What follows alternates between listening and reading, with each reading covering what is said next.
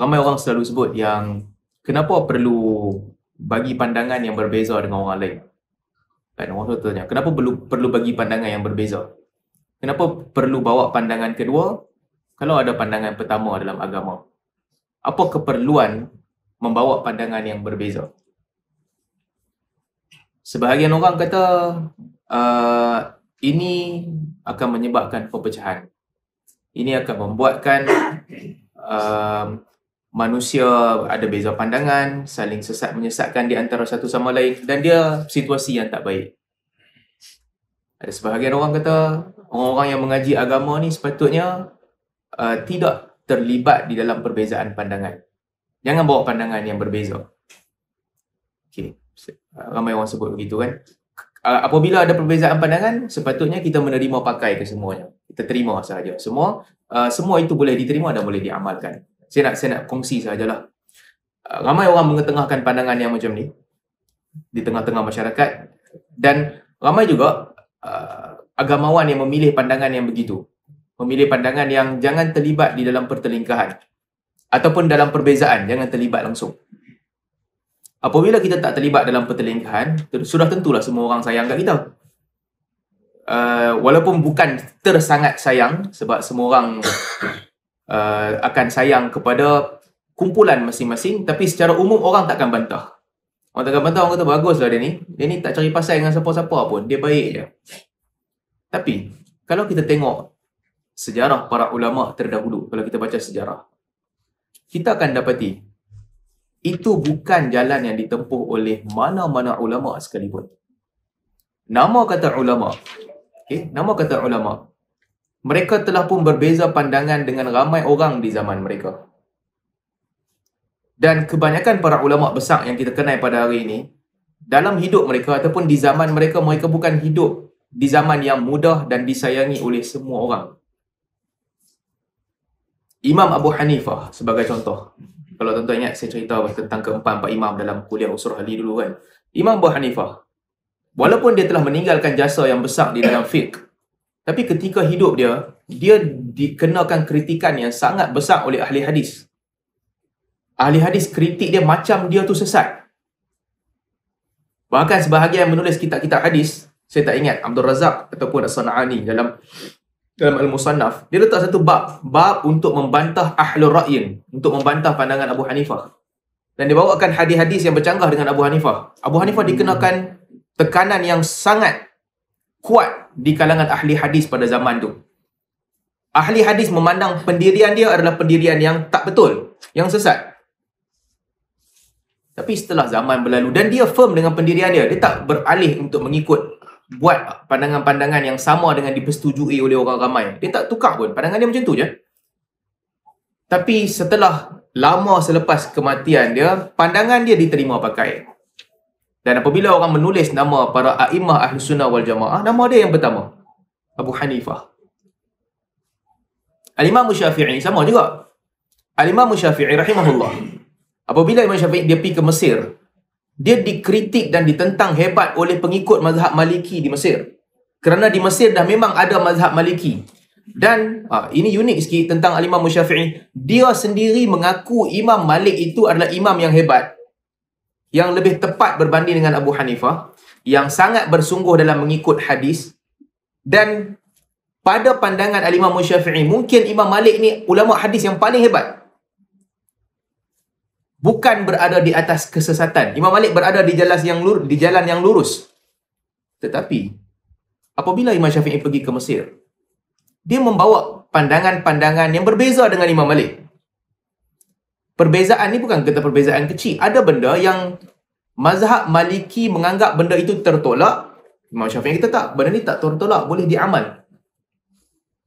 Banyak benda juga yang menjadi amalan ahli Madinah kerana mengikut orang Imam Malik dan disampaikan sampai ke Mesir, Imam Syafi'i bantah, ini tak boleh diamal. Kalau pakai logik orang pada hari ini, bawa pandangan kedua ni akan bawa perbezaan dan akan bawa perpecahan. Sudah tentulah pilihan yang paling baik pada Imam Syafi'i adalah duduk dan diam, tak boleh bawa pandangan kedua. Dan Imam Malik dah tak sesat, tak ada keperluan untuk dia bawa pandangan kedua. Kerana dia membawa pandangan kedua, Al-Imam Syafi'i dia dihina di Mesir Orang doa laknat kepada dia di Mesir. Orang tak terima dia. Sebab majoriti di Mesir adalah mazhab Maliki. Walaupun begitu, Al-Imam Syafi'i, dia tetap ketika di Mesir, dia membawa pandangan yang banyak berbeza dengan guru dia sendiri, Imam Malik. Walaupun apa orang buat ada, dia bawa pandangan kedua. Dan dalam pada membawa pandangan kedua, dalam pada dia memuji pandangan-pandangan Imam Malik sebahagiannya, dan dia mengkritik banyak pandangan Imam Malik. Bahkan Imam Syafi'i ada satu jasa yang besar. Dia antara orang pertama yang meruntuhkan kaedah ijma' ahli Madinah yang dipegang dalam mazhab Maliki. Dalam pengajian fiqh, jasa Imam Syafi'i itu besarlah.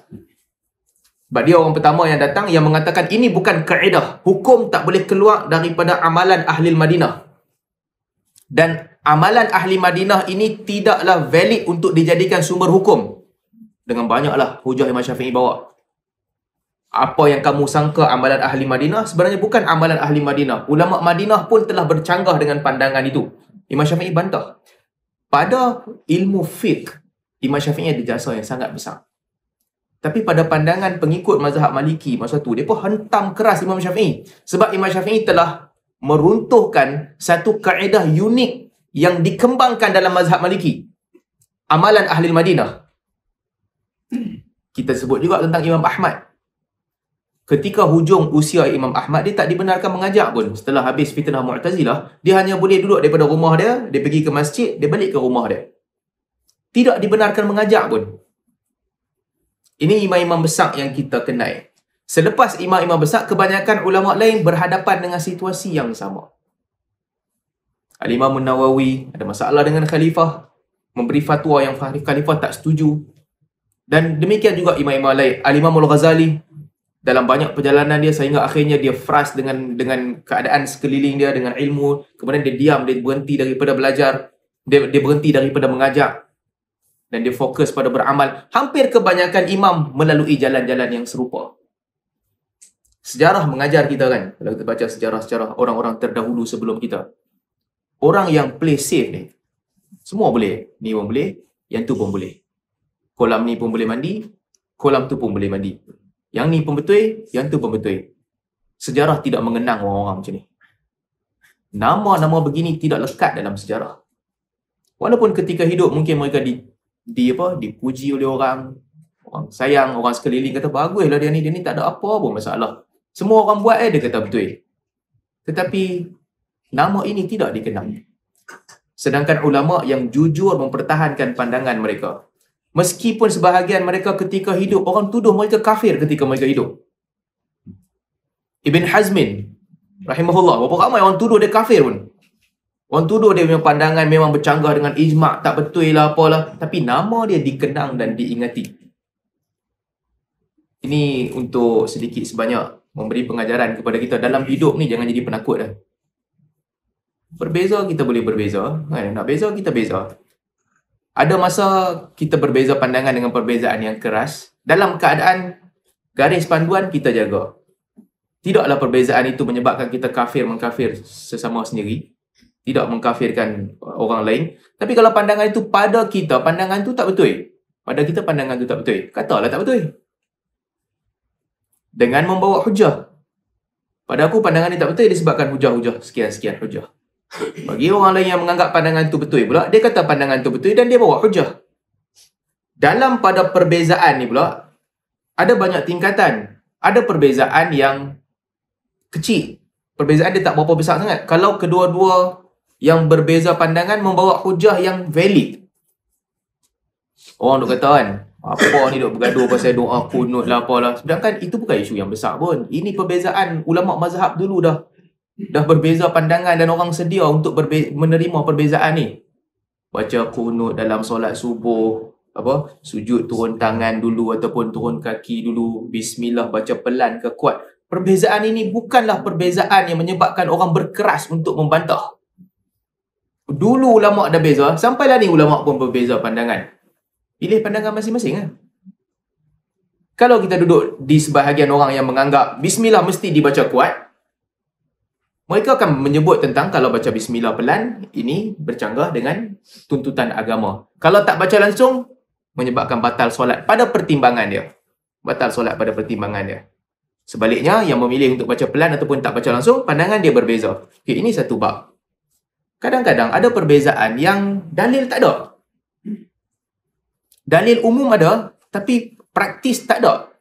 Bila praktis tak ada, dan apabila amalan ini dibawa ke dalam masyarakat, kalau kita nampak amalan ni bila bawa ke dalam masyarakat, membawa kesan yang buruk, sudah tentulah orang yang melihat ada kesan yang buruk di sebalik sebahagian amalan, dia akan bantah dengan bantahan yang keras. Inilah yang Imam Malik buat. Budaya-budaya baru yang orang bawa di Madinah, sebahagiannya budaya yang okey pun.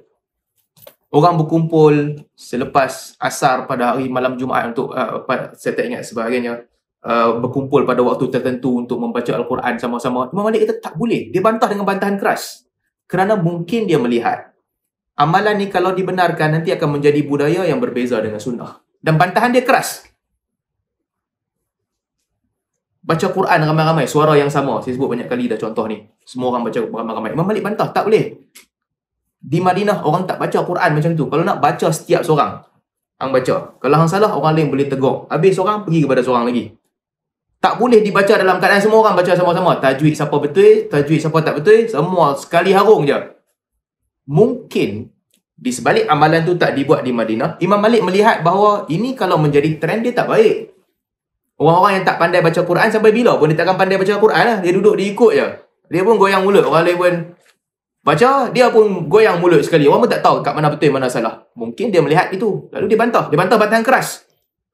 Tapi di Syam, itu menjadi amalan. Ramai orang buat dan orang anggap benda ni baik dan orang buat. Jadi berbeza. Beza tu okey. Ulama Syam kata ini masih lagi termaktub di dalam ruang lingkup berzikir, membaca Al-Quran. Masuk dalam ruang lingkup majlis membaca Al-Quran. Okey, boleh diterima. Di Madinah, Imam Malik kata tak boleh. Khilaf lah. Demikian juga bila kita khilaf bab-bab lain pada hari ini. Ini saya nak bagi satu kaedah umum. Semua orang bila khilaf, dia akan bawa hujah dia. Isu yang famous, yang baru orang bincang baru ni kan. Bukan baru ni lah. Baru ni famous balik. Zikir hu ni semua ni kan. Kenapa kita bantah? Sebab kita melihat, saya melihat, satu, tak ada hadis Nabi SAW yang menunjukkan Nabi SAW ataupun para sahabat yang pernah berzikir begitu. Tak ada langsung. Diriwayatkan daripada Rasul SAW dan para sahabat. Yang kedua, majlis zikir yang begitu diasosiatkan dengan kumpulan-kumpulan tarikat tertentu dan level tertentu sahaja. Orang biasa tak payah buat. Sampai tahap tinggi sikit baru dia buat zikir begini. Agama tak ajak begitu. Agama mengajar ibadat mesti sama kepada semua orang. Siapa nak buat, buat. Siapa tak buat, tak buat. Dia tak ada level hang tinggi orang boleh amal zikir ni rendah. Nabi tak ajak begitu. Bercanggah lagi dengan hadis. Dan yang ketiga, budaya zikir hu ni membawa kepada kesan yang tak baik dalam masyarakat. Daripada orang zikir dalam keadaan rendahkan suara dia, sebut dengan perkataan yang jelas, Allahu Akbar, Subhanallah, Alhamdulillah, sampai sehingga menjadi budaya di hidup orang yang beramal begitu. Dia start dengan La ilaha illallah, lama-lama dia laju sikit Allah, Allah, Allah, Allah, betul hu. Bukan begitu yang diajarkan oleh Nabi. Jadi kita bantah. Bila kita bantah, kita bawa hujah. Dan ada orang nak pertahankan, dia bawa lah hujah dia. Janganlah bantah orang. Maksudnya semua orang membawa hujah masing-masing. Siapa nak pertahankan, bawa hujah. Dan bila kita membantah, kita bawa hujah untuk menunjukkan yang tak betul. Dalil-dalil yang berpakai itu tak kena. Hakikat dia, Nabi tak buat. Begitu. Tapi saya nak cerita satu kelompok lagi ni. Kelompok yang kolam ni pun dia boleh masuk, kolam tu pun dia boleh masuk. Dia kira apabila orang bergaduh je, jangan bergaduh lah. Tak apalah, tu pun boleh, yang ni pun boleh. Ini sikap yang tak baik. Ini bukan pasal agama dah. Ini bukan pasal manhaj. Ini pasal sikap. Ni kita bukan cakap tentang bab mazhab mana hang ikut, aliran mana hang ikut. Kita boleh berbeza dengan musuh-musuh kita. Bukan musuh lah. Kita boleh berbeza dengan orang yang berbeza pandangan dengan kita. Dalam keadaan perbezaan itu membawa kepada kita menghormati dia. Kita hormati dia, dia ada hujah. Walaupun kita tak setuju dengan dia, kita boleh berbeza hujah dengan dia. Tapi kalau yang main banyak kolam ni, ini bukan tentang berbeza hujah. Ini tentang satu sikap yang meredakan diri dia berada di mana-mana asalkan orang suka kat aku. Apa yang buat orang bagi orang tak bantah kat aku? Ambil stand ni. Ambil stand ni orang tak bantah kat aku. Ini sikap yang sangat tak baik dan tak boleh diterima. kena teguh pegang dengan pendirian. Demikianlah yang dilakukan oleh para imam besar sebelum-sebelum ni. Tak ada lah watak yang jadi famous, yang dikenali dalam dunia ilmiah yang memilih sikap yang macam tu. Tak boleh. Semua ulama' yang meninggalkan jasa di dalam ilmu adalah para imam yang telah menekankan pentingnya pandangan dia. Pentingnya betul pandangan dia tu, dan pandangan orang lain dikritik. Itulah sikap yang ada pada para imam. Orang awam jangan ceritalah, orang awam ni dia ikut dia ya, dia ikut trend je. Dia buat. Kadang-kadang ada orang cerita, pasal apa lah duk bergaduh bab ni? Bila kita tengok dia punya status Facebook, tiap-tiap hari dia tulis pasal bergaduh juga. Tiap-tiap hari, tiap-tiap post dia pasal bergaduh. Lepas tu dia main komen, pasal apa duk bergaduh bab ni? Oh, hang komen, hang bergaduh tak apa. Orang lain bergaduh tak boleh. Ini pun satu hal juga. Jadi itu sedikit sebagai mukadimah supaya kita membawa kepada kesimpulan dalam hidup ni jangan jadi penakut. Itu antara benda yang kita kena sama-sama ingat. Dan sama juga bila kita doa kepada Allah Subhanahu Wa Taala supaya la nakhafu fi sabilillahi laumata laim, supaya kita tak takut bencian laumata laim, maki hamun orang-orang yang suka maki hamun pada jalan agama Allah, supaya kita tak takut itu. Dan bukanlah juga kita dalam agama ini kita mencari madhal madihin, puji-pujian orang yang memuji. Pandangan, ikut pandangan. Dia bukan tentang apa yang boleh buat orang puji aku. Dia bukan macam tu. Ataupun apa yang boleh buat bagi orang tak maki aku. Kalau itu pintu masuk kita itu salah. Ala kulli hal, itu sedikit sebanyak mukadimah untuk kita bawa kepada tajuk. Tak ada kena mengena pula, tapi sebagai mukadimah sedikit sebelum kita masuk tajuk perbincangan kita.